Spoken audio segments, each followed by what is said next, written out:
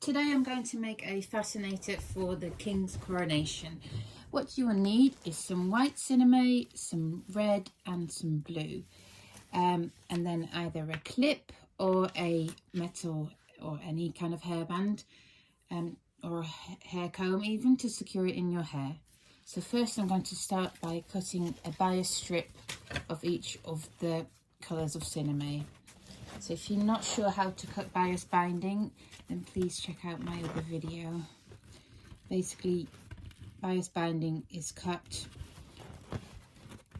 on the bias, which means not like against the grain. If that makes sense. So diagonally across the weave of the fabric.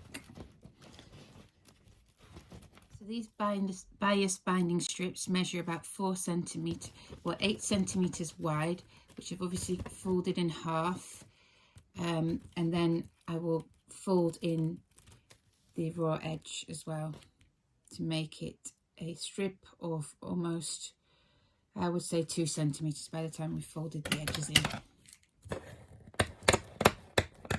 Obviously you can make your strips wider or narrower, that's up to you.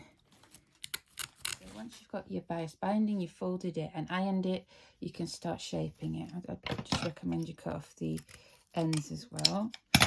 Right, let's start with the red. So that's going to symbolize the cross on the Union Jack. So I'm going to tuck in the edge there, in between the layers, maybe a bit bigger. There we go. Loop that around. Try and get them as even as possible.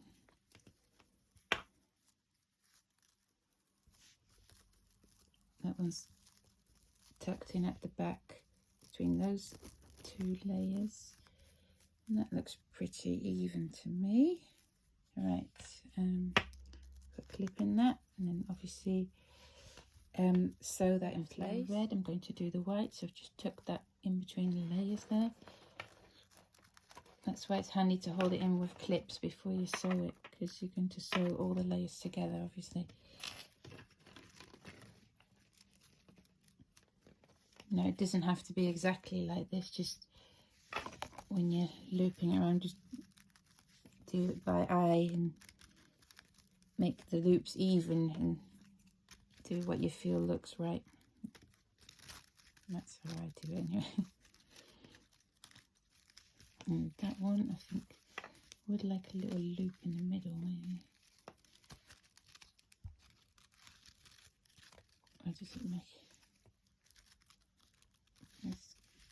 That's even, yeah. It's 5 loops, that's cool. Hold that in place.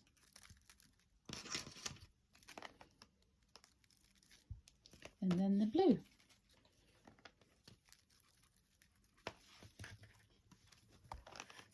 So I took that in there again.